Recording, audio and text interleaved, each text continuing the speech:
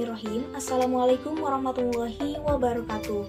Sebelumnya, perkenalkan, nama saya Syarifah dari jurusan Pendidikan Agama Islam.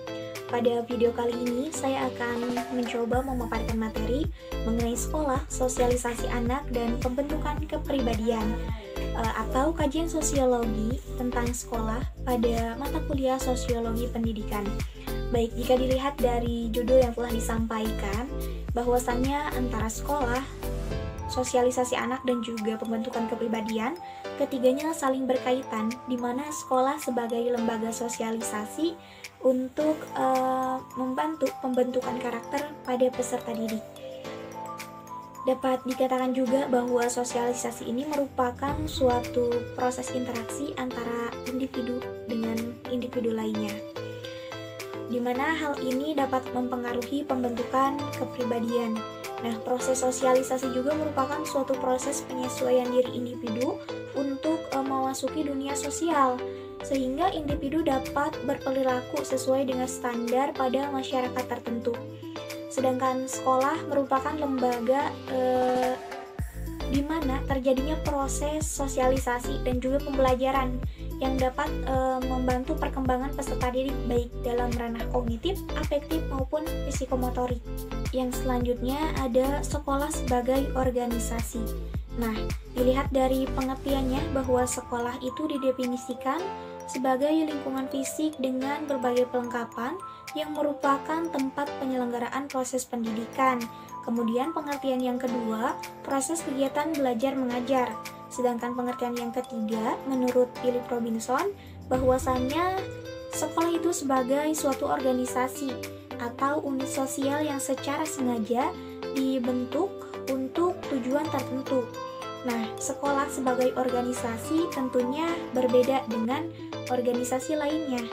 Jadi, yang membedakannya itu dari segi tujuannya, di mana sekolah ini memiliki tujuan untuk menghasilkan individu-individu yang terdidik.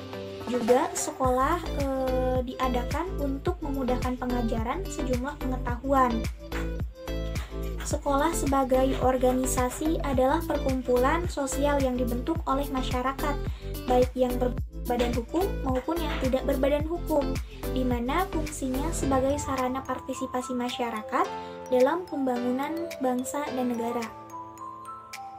Selanjutnya, sekolah sebagai sistem interaksi, di mana sekolah sebagai suatu sistem akan mempunyai keterkaitan dengan sistem lainnya, seperti halnya dengan orang tua, masyarakat sekitar, dinas-dinas atau lembaga lainnya yang dapat mendorong atau menunjang, mendukung proses terselenggaranya pendidikan, di mana hubungan ini bersifat hubungan timbal balik yang saling mengisi antara satu dengan yang lainnya.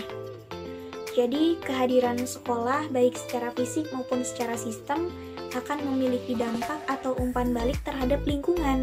Begitupun kehadiran masyarakat di sekitar sekolah akan memiliki dampak bagi sekolah. Nah, proses umpan balik ini mendorong sekolah untuk mampu memenuhi kebutuhan masyarakat. Akan tetapi, mekanisme yang ada tidak dapat menunjang keberlangsungan proses yang ada, karena sekolah lebih berorientasi pada program baku, bukan berdasarkan tuntutan langsung dari masyarakat. Yang selanjutnya ada kelas dan sistem sosial, di mana kelas ini sering dihubungkan dengan kata sekolah.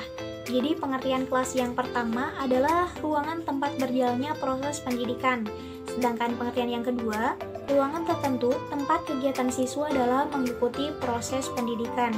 Nah, di dalam kelas ini ada homogenitas sebagai karakter kelas. Jadi pada umumnya setiap siswa di kelas itu memiliki homogenitas, diantaranya dari segi usia, kemampuan, atau punya. Nah, contoh homogenitas di sini bahwa suatu sekolah biasanya memberlakukan di suatu kelas harus perempuan semua atau laki-laki semua. Nah, seperti itu. Jadi, homogenitas hanya efektif untuk mengembangkan program-program khusus. Jadi, tidak terlalu terkait secara signifikan dengan keberhasilan pendidikan. Interaksi dan suasana dalam kelas. Jadi di dalam kelas itu akan terjadi interaksi antara pendidik dengan peserta didik ataupun antar peserta didik, di mana interaksi tersebut akan menimbulkan efek terhadap proses pendidikan. Nah, interaksi di dalam kelas itu melahirkan suasana kelas. Jadi, secara umum suasana kelas di sekolah itu dapat dibedakan menjadi dua. Yang pertama itu suasana kelas yang hidup dan suasana kelas yang mati, di mana suasana kelas yang hidup ditandai dengan para siswa yang aktif dan responsif, sedangkan suasana kelas yang mati ditandai dengan para siswa yang pasif. Selanjutnya, sekolah sebagai pembentukan kepribadian. Jadi, kepribadian itu merupakan suatu kecenderungan psikologis seseorang dalam berperilaku. Nah, sekolah itu berperan penting dalam pembentukan kepribadian peserta didik. Untuk dapat kepribadian peserta didik, jadi guru itu harus mempunyai strategi khusus. Misalnya, memberikan bimbingan kepada peserta didik. Bimbingan ini dapat dilakukan di setiap pembelajaran dalam kelas, ataupun menanamkan nilai-nilai pendidikan agama Islam secara terus-menerus. Nah, di sekolah juga siswa diajarkan budaya yang berlaku di masyarakat. Agar apa? Agar peserta didik dapat memahami dan juga mengamalkannya dalam kehidupan sehari-hari. Kemudian, pada hakikatnya di sekolah seorang anak itu harus mendapat suri tauladan yang baik dari pendidik. Karena kenapa? Pembentukan kepribadian selain dari pembiasaan juga sebagian besar dari hasil keteladanan yang diamatinya. Pembahasan yang terakhir yaitu sekolah sebagai screening moral.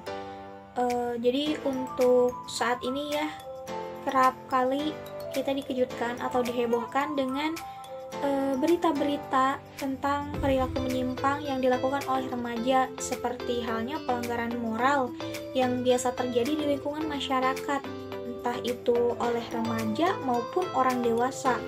Sehingga untuk mengurangi terjadinya pelanggaran tersebut, perlu diberikannya pendidikan moral bagi setiap individu.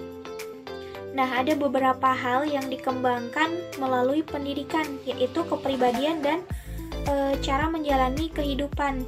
Jadi dalam pendidikan itu terdapat 3 unsur. Yang pertama itu pengajaran, pembimbingan, dan pelatihan. Dengan melalui 3 unsur ini diharapkan mampu membentuk karakter setiap individu. Jadi bimbingan itu biasanya dilakukan oleh pendidik yang berorientasi pada aspek kepribadian ataupun akhlak manusia, yang tujuannya agar terdidik memiliki kepribadian dan moral yang baik.